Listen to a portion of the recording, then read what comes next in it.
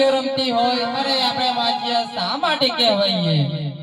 અરે સતી રાણી દીકરી એક પાયોની કહેવાય, કાલે પાખો આવીને ઉડી જાય, પણ ભગવાન આપણને વાંધો લૂળો કે લગડો જો એક દીકરો આપ્યો હોત ને તો અત્યારે પોકાણગઢની પ્રજાના મેળા ખાવાના દાડા ના આવત સતી. એટલા માટે મને રજા આપો, કાશી વિશ્વનાથ મહાદેવના ચરણે જાઉં અને હશે આપણા ભાગ્યમાં અને વિધાતાએ કદાચ આપણા લેખની અંદર લખ્યો હશે તો ભગવાન જરૂર આપણને દીકરો આપશે, નહીં તો મારી કાયાનું બલિદાન આપીશ. નહીં નહીં સ્વામી, આપણે રાજઅંદરની તો નહીં જીવન વિતાઈ શકીએ, પણ એકાંતમાં આપણે ઝૂંપડી બનાવીને જીવન વિતાવી શકશું.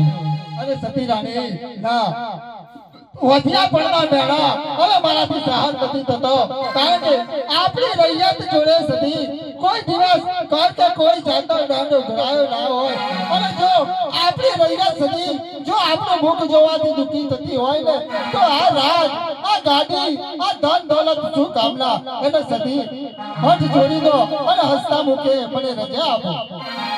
અરે સ્વામી, તમને વનમાં જવાની હું રજાઓ તો આપું, પણ આપણી કુરી સગુણા ઉંમર લાયક થઈ ગઈ છે, માટે તેમને સાસરે વળાવીને જાવ તો બહુ સારું. અરે સતી હજી થોડો વિચાર કરી લેજો, કારણ કે આપણે જે પોકાણગઢની પ્રજાના બેડા સાંભળ્યા છે ને સતી રાણી, એ કાલે ઉઠી અને આપણી સકુના દીકરીને પણ સાંભળવા પડશે, અને મોડેવાની અંદર અરે સતી એ જે આપણી સકુનાને મેળા વાળશે તો ભાઈ વળી એક અભાગણ દીકરીનો લગન થઈ રહ્યો છે. સતી થોડો વિચાર કરજો, તતોય તમારી જો ઈચ્છા એવી હોય કે સકુનાના લગન કરી અને તમે નિરાંતે વનની અંદર જાઓ તો પણ એ પણ ઈચ્છા હું પૂરી કરી અને પછી લઉં. ભલે સ્વામી મારા. હા તો તમે ખુશીથી રંગ મેલે પધારો.